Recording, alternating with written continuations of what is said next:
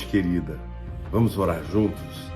Hoje eu quero meditar com vocês sobre um texto do apóstolo Pedro, na sua primeira carta, capítulo 3, versículo 12, que diz assim: porque os olhos do Senhor repousam sobre os justos, e os ouvidos estão abertos às suas súplicas, mas o rosto do Senhor está contra aqueles que praticam os males.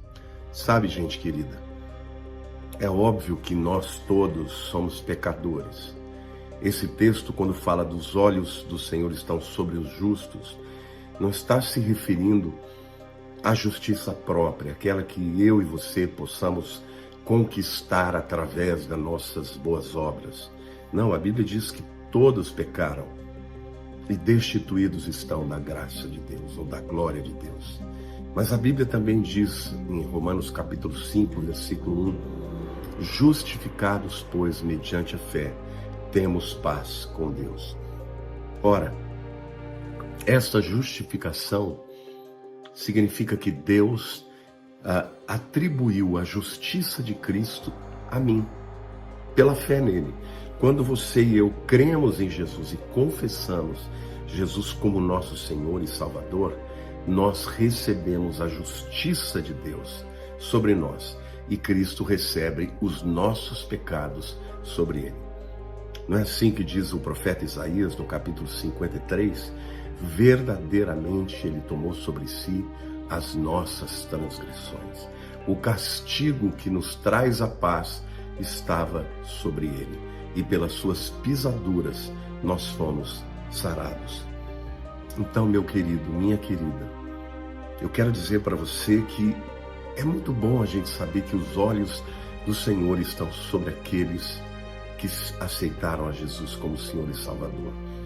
Aliás, essa entrega, esta decisão que você tomou um dia, ela muda tanta coisa, tem tantas verdades atrás disso. A Bíblia diz que quando nós cremos em Jesus, nós somos selados pelo Espírito Santo da promessa. Não é isso? Que coisa linda. Então, quando a gente crê, a primeira coisa que acontece é que somos salvos. E para sermos salvos, ele tem que nos justificar, porque ninguém entra na presença de Deus com pecados. Nós só entraremos na presença de Deus porque nós somos justificados mediante a fé diante de Deus. Justificados, pois, mediante a fé, temos paz com Deus por meio do nosso Senhor Jesus Cristo. Então, a salvação engloba também um processo do juiz olhar para o réu, que somos nós, e dizer: vocês estão livres, porque um justo pagou a pena que era de vocês. Mas além disso, existe a chamada redenção. A redenção significa que um dia Deus, ele nos libertou do império das trevas através de um preço muito alto que foi pago, que é o sangue de Jesus. Então, por isso que o apóstolo Pedro está dizendo para você e para mim que nós não temos que ficar desesperados. Por quê? Porque os olhos do Senhor estão postos sobre os justos. Isto é como um pai. É um pai que deixa o filho correr, mas ele está sempre ali olhando. Ele está sempre vendo se há um perigo, se vem de um lado, se vem de um outro. Se vier alguém para fazer qualquer mal, seu filho está ali para proteger. E assim é o Senhor. Os olhos do Senhor estão sobre a minha vida. Os olhos do Senhor estão sobre a sua vida, meu querido. Sobre o seu problema, minha querida. Sobre os seus sonhos. E pastor, mas eu errei, eu pisei na bola, eu não estou andando direito. Então faz o que a Bíblia diz. A Bíblia diz: se confessarmos os nossos pecados, Ele é fiel e justo para nos perdoar os pecados e nos purificar de toda justiça. Agora, a gente tem que também entender que esta bênção não é uma licença para que eu e você pequemos conscientemente, voluntariamente, simplesmente porque estamos debaixo da graça. Ele diz assim: e os seus ouvidos estão abertos às suas súplicas. Ou seja, quando você for orar, e você for orar no nome de Jesus, e você for entrar na presença de Deus pelo sangue de Jesus, como diz o autor de Hebreus, né? Tendo, pois, intrepidez, entremos confiadamente no Santos dos Santos, pelo novo e vivo caminho, isto é, pelo seu sangue na presença de Deus. Então, a gente pode chegar na presença de Deus e orar para Ele, e pedir as coisas que nós necessitamos para Ele. Por quê? Porque os seus ouvidos estão abertos às suas súplicas. Mas o texto diz: mas o rosto do Senhor está contra aqueles que praticam males. Esta palavra praticar aqui está no presente do indicativo ativo, que na língua grega significa um ato contínuo. Então, é completamente diferente de um crente que está buscando a Deus, que está buscando a santificação e que, vez por outra, peca. Não, aqui é uma pessoa que vive em pecado, que vive na prática do pecado, que vive constantemente no pecado e dele não se arrepende. Aí então, para este, a Bíblia diz que o rosto do Senhor está contra eles. Aliás, o pecado, gente, é uma agressão a Deus. A Bíblia diz que as nossas transgressões fazem separação entre nós e o nosso Deus. Tudo bem que isso estava no Velho Testamento e Jesus já destruiu esta barreira de separação. Entretanto, queridos, eu quero dizer para você que nós devemos pedir a Deus graça, favor, misericórdia, porque a graça não é só aquilo que nos liberta e nos livra do pecado, é aquilo que nos empodera para também vivermos uma vida de santidade. Amém?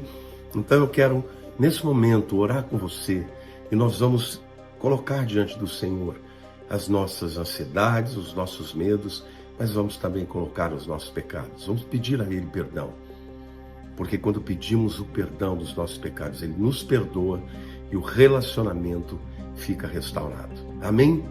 Vamos orar juntos? Pai, eu quero te agradecer por essa palavra tão linda, que diz que os olhos do Senhor estão sobre aqueles, sobre os seus justos, os que foram justificados através de Jesus Cristo pela fé. Senhor, eu quero te agradecer por poder crer nessa verdade maravilhosa. Eu quero te agradecer, Senhor, por ter tido o privilégio de entender que Jesus é o único caminho para ti. Eu quero te agradecer pelo privilégio, Senhor, de entender que ainda que nós sejamos pecadores, o Senhor nos ama e nos aceita através do seu Filho Jesus. Mas, Pai, perdoa-nos, ó Deus, quando nós pecamos voluntariamente. Perdoa-nos, ó Deus, quando nós achamos que, porque a graça de Jesus, porque Ele morreu por nós, nós temos o direito de pecar voluntariamente, de não abandonar o pecado e não buscar a santificação. Senhor, a Tua palavra diz que aquele que anda em pecado é escravo do pecado. Nós não queremos ser escravos, mas livres, ó Deus. Porque a Tua palavra nos diz, Senhor, que o Senhor nos libertou do império das trevas e nos transportou para o reino do Filho do Seu amor. Nós não somos mais escravos, ó Deus, mas livres. Porque conhecereis a verdade vos libertará. Se, pois, o Filho vos libertar, verdadeiramente sereis livres. Então, Senhor, eu estou aqui junto com os meus irmãos, ó Pai. Eu estou aqui junto com eles, confessando que nós não somos perfeitos, que nós temos pecados, mas nós não aceitamos, ó Deus, viver numa vida de pecado. Nós queremos andar em santidade, andar no Teu Espírito e não satisfazer os desejos da carne. Nós queremos lançar sobre si, Senhor, as nossas ansiedades. Nós queremos, ó Deus, clamar e invocar o Teu nome e pedir o socorro para que o Senhor venha, Senhor, na nossa direção para nos ajudar e libertar. Por isso, Senhor, eu quero orar por aquele jovem que está preso nas drogas, ou talvez na prostituição, ou talvez, Senhor, na pornografia. Eu quero orar, Pai, por este marido que está traindo a esposa e não quer, e que se arrepende. Eu quero orar por essa mulher também que está vivendo uma vida imoral. Senhor, eu quero orar por todo aquele que é Teu filho, mas que Satanás tem feito coisas terríveis na sua mente, no seu coração. Senhor, liberta o Teu povo. Nós queremos andar, ó Deus, em santidade, porque diz a Tua palavra, seguir a paz e a santificação sem a qual ninguém verá o Senhor. Nós queremos ter, Senhor, o privilégio de ver a Ti, Senhor, buscando esse processo lindo de santificação, que não vem pela nossa força, mas pela Tua, que não vem pela nossa capacidade, mas pela Tua graça e pelo Teu favor. Senhor, inclina os Teus ouvidos para as nossas orações e para as nossas súplicas, porque nós dependemos de Ti, porque nós confiamos em Ti, na Tua bondade, na Tua graça, na Tua misericórdia, Pai. Ó Pai, oro pelas famílias que estão sendo destruídas pelo inimigo, pelos lares que estão sendo, ó Deus, abalados pelo inimigo. Restaura, Senhor. Põe a mão, Senhor, e restaura os relacionamentos de marido e mulher. Restaura, Senhor, os relacionamentos de pais e filhos. E restaura, sobretudo, o nosso relacionamento contigo, Pai, pois oramos em nome de Jesus. Aleluia, aleluia. Queridos, Deus ama vocês. Viva uma vida confessando os pecados quando erram, e você vai ver que a cada dia o Senhor nos leva mais perto dele e cada vez mais nos tornamos fortes para vencer o pecado. Amém? Deus te abençoe. Não deixe que a acusação e a culpa do diabo destruam a sua vida, porque há um escape, e o escape é confessar os nossos pecados. Beijo grande no seu coração. Fique com Deus.